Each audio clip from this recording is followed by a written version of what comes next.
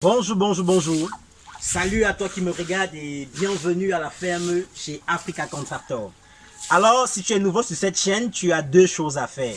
Sur cette chaîne, déjà, nous parlons d'agriculture, d'élevage, d'agroalimentaire et beaucoup d'idées business qui concernent l'agro-pastoral. Alors, ce matin, je vais te parler d'une thématique très importante. Mais avant, abonne-toi. Active la cloche de notification pour ne rater aucune de nos vidéos qui concernent l'agro-pastoral. Et par la suite, partage au maximum cette vidéo dans tes différents groupes WhatsApp, Facebook, LinkedIn, Twitter. Et j'en passe. Installe-toi comme un prince. Nous allons commencer tout de suite. L'Afrique compte plus d'1,5 milliard de bouches à nourrir chaque jour. 60% de projets agricoles et d'élevage meurent après 6 mois d'existence seulement. Mais pourquoi ? D'après la Banque mondiale, ceci serait dû à un manque de formation des propriétaires dans ces domaines. Alors, si tu souhaites investir dans l'un de ces secteurs et surtout gagner beaucoup, mais vraiment beaucoup d'argent grâce à ton projet agropastoral, ceci te concerne. Nous mettons à ta disposition des formations de qualité et sur mesure dans les domaines de l'agriculture, de l'élevage, de l'agroalimentaire et de la provenderie. Attention, ces formations sont disponibles en ligne, mais aussi en présentiel dans nos sites de Côte d'Ivoire et du Cameroun. Pour toute information, contactez le +237 658 58 36 56 et perdez plus de temps, contactez-nous dès à présent. De plus, soyez les bienvenus. Comme je vous disais tout à l'heure, je vais vous parler d'un élevage assez rentable, mais très peu connu ou alors très peu pratiqué par beaucoup de personnes. Il s'agit de celui-ci. Vous voyez de l'autre côté de la caméra là-bas ce que vous voyez, et c'est aussi ce que j'ai en main. En effet, ceux que vous voyez dehors là sont en train de couvrir des œufs, et ce sont tous des femelles. Ce matin, on va parler, comme je le disais tantôt, de l'apiculture et en particulier de l'élevage des canards. Alors, déjà, sachez que dans l'aviculture, beaucoup de personnes s'intéressent de plus en plus, ou alors s'intéressent tellement à l'élevage des poulets de chair ou à l'élevage de poulets pondeuses. Oui, pour deux raisons, selon moi, qui sont lesquelles. Ce sont des élevages d'abord, premièrement, qui grandissent très vite. Et deuxièmement, ce sont des élevages dans lesquels on peut facilement et rapidement rentabiliser son investissement. Mes petits rappels, le canard, il n'est pas en reste. Les cailles, les oies, les dingues, les pintades ne sont pas en reste. Ce matin, particulièrement, on va s'attarder sur le canard. Avant de s'attarder sur le canard, je vais vous conter une petite histoire de ce qui nous a poussé, nous, Africa Contractor, à se lancer dans l'élevage de canard. Alors, l'histoire commence en 2019, en mars. Je crois bien que ça doit être la célébration de la fête de la femme de 2019 en mars. Alors nous avons un client dont je vais taire le nom, qui est directeur dans un hôtel de la place, qui est chargé de la restauration. Il est venu prendre les poulets de chair à la ferme chez nous et nous a dit que les femmes qui viendront manger ce jour ont passé la commande du canard. Et il en cherche, il n'en trouve pas sur le marché. Du moins, il en trouvait, mais pas en quantité suffisante pour satisfaire un canard 200 invités. Et même quand il en trouvait, un canard comme celui-ci coûtait 10 000 francs sur le marché. Aujourd'hui, ce prix, il a augmenté.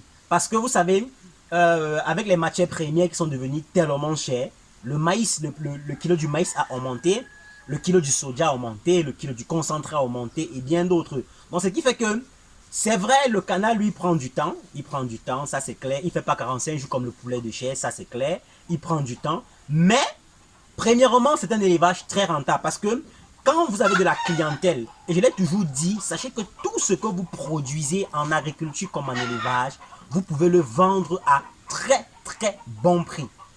Il suffit juste de mener une bonne étude de marché, il suffit d'avoir une bonne clientèle pour écouler vos produits. Alors, comme je vous le disais, après ce client, il faut dire, cette année-là, nous n'avons pas pu le livrer de nous-mêmes. Mais parce que nous sommes dans le domaine, nous avons des collègues qui font dans ça.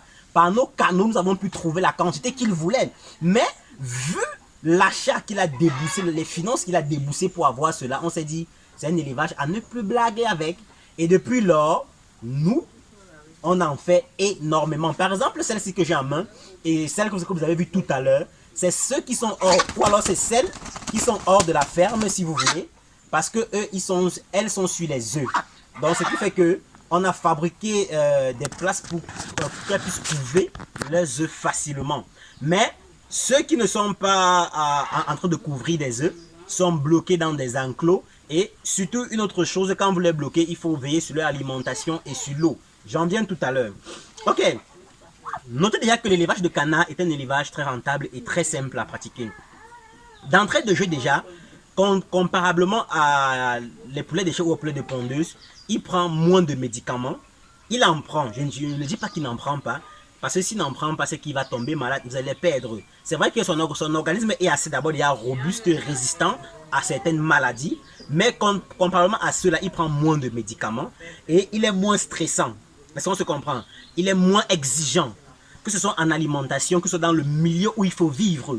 Donc vous comprenez qu'avec lui, que vous soyez amateur, que vous soyez professionnel, c'est un élevage que vous allez réussir à coup sûr. Alors, sachez que pour élever les canards, il y a deux éléments qu'il faut prendre en compte qui sont très primordiaux. Le premier élément, il est le suivant, c'est son alimentation. L'erreur que beaucoup de personnes commettent est que on achète des cannes ou alors des canetons qui sont encore petits, les lancent comme ça là à l'air libre et se disent que au bout de tel nombre de temps, ils auront un bénéfice énorme. Non, c'est faux. Sachez que si vous voulez véritablement gagner avec l'élevage de canards, il faut investir dans leur alimentation. C'est-à-dire, oui, vous pouvez les laisser dans la nature parce qu'il faut dire aussi que c'est une des volailles qui aiment vraiment être dans la nature. Généralement, pourquoi je nomme à la ferme où on place des piquets et des grillages. Et on laisse des herbes pousser là pour les faire croire qu'ils sont dans la nature. Ça leur permet de se frotter à de la terre, de se frotter à de l'eau, de manger des herbes, car c'est sa nature, c'est comme ça qu'il est. Mais à côté de cela, il faut noter que chaque matin, il faut le nourrir. Et le nourrir avec un aliment complet, bien composé, pour permettre sa croissance, pour permettre son système immunitaire d'être assez et toujours résistant contre les maladies. Et le deuxième élément qu'il faut prendre en compte, c'est quoi? C'est l'eau. C'est vrai, le canard, il ne boit pas assez d'eau comme le poulet de chair. Je disais tantôt, le canard, il ne boit pas assez d'eau comme le poulet de chair, mais il a besoin de l'eau pour, je vais dire comment, pour toujours être en contact avec l'eau. Il aime bien se mouiller, il aime bien se frotter à de l'eau. Donc, vous allez voir dans une vidéo très précédente qu'on a postée, ça fait peut-être un mois aujourd'hui, où on vous parlait de l'évolution de notre cheptel de canard. Vous avez vu, on a construit une petite sorte de réserve d'eau de 2 mètres carrés avec 50 cm de profondeur pour permettre au canard d'aller nager là, d'aller se frotter à de l'eau. Car c'est une volaille qui aime véritablement se frotter à de l'eau. Donc ces deux éléments-là, il faut les prendre en compte dans l'élevage des canards. Et notez aussi que quand elles pondent des œufs, il est important de les laisser bien couvrir les œufs, de ne pas les stresser et de réserver leur endroit seul. Car contrairement aux poulets pondeuses, que tout le monde est dans le poulailler et on pond de part et d'autre, on vient ramasser, non. Le canard, il est très cachotière, bon, elle est très cachotière si vous voulez. Il faut la mettre dans son endroit à elle seule pour qu'elle puisse bien couvrir ses œufs et vous donner de très bons résultats. Et sachez également que la viande de canard se mange énormément. Mais le gros dilemme, il est qu'on n'en trouve pas sur le marché. Donc, c'est un élevage dans lequel vous pouvez vous lancer dès aujourd'hui, qui est facile à pratiquer, qui est assez rentable et qui est moins exigeant. Que vous soyez professionnel ou amateur, il est fait pour vous. Mais comme je l'ai toujours dit, avant de vous lancer dans chaque business, parce que si vous ne voulez pas avoir de la catastrophe dans vos business, il est important de maîtriser le process du dit business dans lequel vous voulez vous lancer. Si c'est l'élevage de canard, prenez la peine d'avoir une formation de base, c'est-à-dire sur le type d'alimentation, sur le milieu du canard, sur sa morphologie, sur son milieu de vie et bien d'autres. Parce qu'il faut connaître tous ces petits paramètres pour que l'élevage de canard soit facile pour vous, que vous soyez amateur ou professionnel. Ne pensez pas que puisque c'est un élevage facile, on se lance à l'intérieur les yeux bandés. Sinon, vous irez droit vers le mur. Donc, Avant de conclure cette vidéo, je vais récapituler les quelques éléments qu'on a partagés concernant l'aviculture et en particulier l'élevage des canards.